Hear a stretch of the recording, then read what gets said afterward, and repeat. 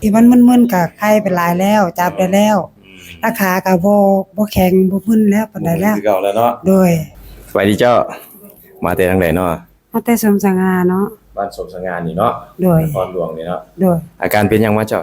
เก็บอะไหล่เก็บคันคอมาหาแขนเนาะมึนแขนแล้วมึนขาแขนมึนมือเนาะโดยแล้วก็ปวดแอวโดยมึนลงขาโดยพอดีกวดเบิ่งฟิล์มเอ็กซเรย์เพิ่นแล้วเนาะเพิ่นมีปัญหาหมอนรองกระดูกทับเส้นประสาทอยู่คอแล้วก็หมอนรองประสาทหนีบเส้นประสาทอยู่แอวเนาะเฮ็ดให้มีอาการมึนปวดลงคอนี่ก็มึนบ่าไหล่ปวดบ่าไหล่แล้วก็มึนลงมือแล้วก็ปวดแอวลงขาเนาะเป็นมาโดนไปล่ะสิเข้าเดือนนี่แหละก็สิเข้าเดือนนี้โดเนาะยแม่นแหละพอดีถามอาชีพเพิ่นเนาะเพิ่นเฮ็ดเวียกเกี่ยวกับกสิกรรมเนาะเฮ็ดเกี่ยวกับปลูกผักรกผักแต่ละมื้อหั่นก้มหลายเพิ่นมีหน้าที่ก้มหลายแหน่นั่งดนแหน่เฮ็ดให้เพิ่นเป็นเนาะวันนี้เฮาสิทำการจัดกระดูกให้เพิ่นแล้วอาการสิเป็นคือจังไดดีขึ้นคือจังไดมาติดตามกันจ้ะ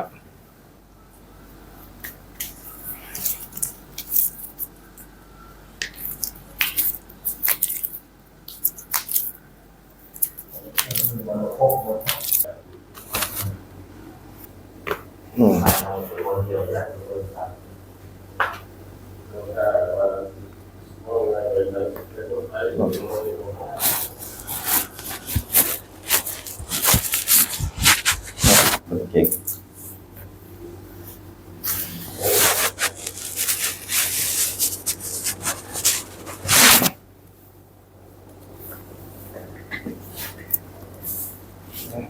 ขึ้น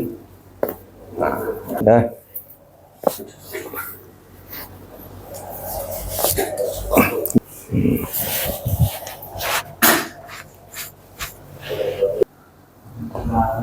อ่อนเด้อ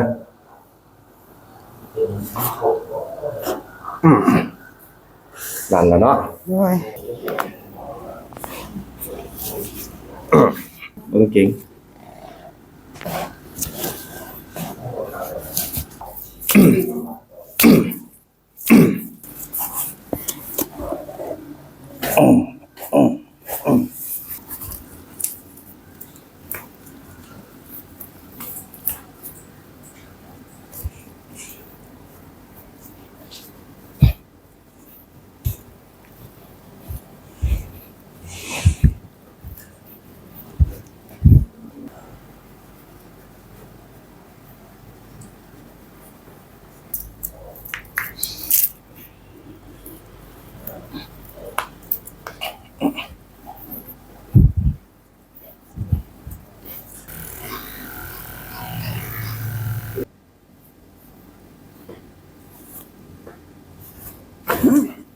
เป็นอะไรแล้วหลังจากจัดกระดูกไปแล้วอาการเป็นจังได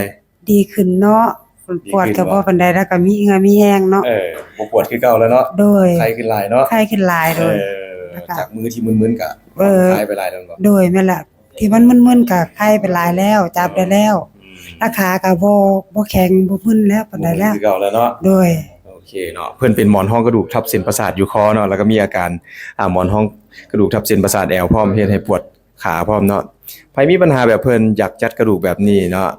หรือว่าอยากรักษาแบบนี้สามารถติดต่อแล้วก็จองคิวเข้ามาได้จ้ะ